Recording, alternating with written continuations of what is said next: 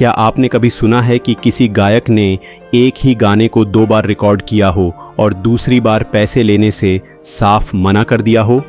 जी हाँ दोस्तों, वो कोई और नहीं खुद मोहम्मद रफ़ी साहब थे।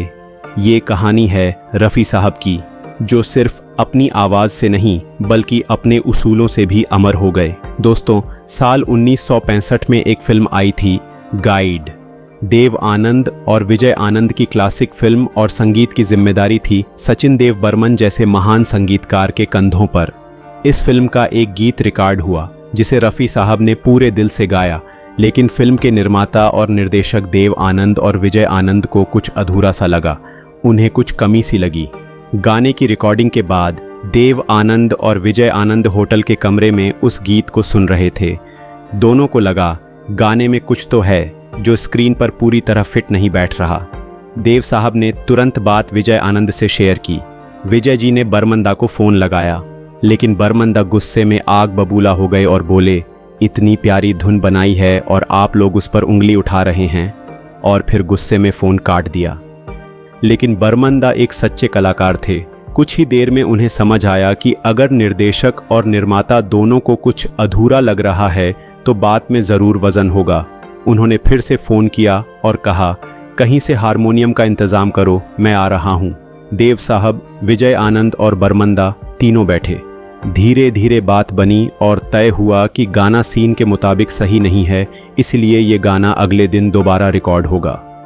इसके बाद फ़ौरन कॉल गया मोहम्मद रफ़ी साहब और म्यूजिशियंस को, और गाने को फिर से रिकॉर्ड करने के बाद सबको बताई गई। जब रफ़ी साहब स्टूडियो पहुँचे तो उनका चेहरा चिंता से भरा हुआ था। उन्होंने देव साहब और बर्मंदा से पूछा, क्या मुझसे गाने में कोई गलती हो गई थी? क्या मेरी वजह से प्रोड्यूसर का नुकसान हो गया? उन्हें जब असली वजह बताई गई कि गाने को स्क्रीन के हिसाब से थोड़ा अलग ट्रीटमेंट चाहिए, तो उनके चेहरे पर एक राहत की मुस्कान आ गई। रफ़ी साहब ने वही गाना फिर से गाया, लेकिन इस बार जैसे अपने दिल की पूरी गहराई से।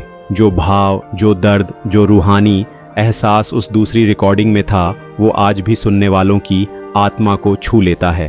दोस्तों, गाइड फिल्म का वो गीत था, दिन ढल जाए हाय रात न जाए। दिन ढल जाए। रिकॉर्डिंग पूरी हुई और रफ़ी साहब को उनके मुआवजे का लिफाफा दिया गया, लेकिन रफ़ी साहब ने लिफाफा लौटाते हुए कहा, मैं पहले ही इस गाने के पैसे ले चुका हूँ। एक ही गाने के लिए 2 बार पैसे लेना मेरे उसूलों के खिलाफ है। देव साहब ने थोड़ा जोर डाला, रफ़ी साहब, ये आपका हक है। लेकिन रफ़ी साहब अडिग रहे और पैसे नहीं लिए। बाद में देव साहब ने अपने एक इंटरव्यू में कहा, मोहम्मद रफ़ी जैसा शरीफ, सादा दिल और उसूलों वाला इंसान मिलना बहुत मुश्किल है। उनकी रूह पाक थी और इसीलिए उनकी आवाज़ में वो मासूमियत, वो लज़ाकत और वो रूहानी एहसास है जो किसी इंसान में नहीं, किसी फरिश्ते में होता है। दोस्तों, आपको रफ़ी साहब का ये किस्सा कैसा लगा, आप कमेंट में ज़रूर बताना। वीडियो पसंद आया हो तो इस वीडियो को लाइक, शेयर और ऐसे ही वीडियो देखने के लिए इस चैनल को सब्सक्राइब ज़रूर करना।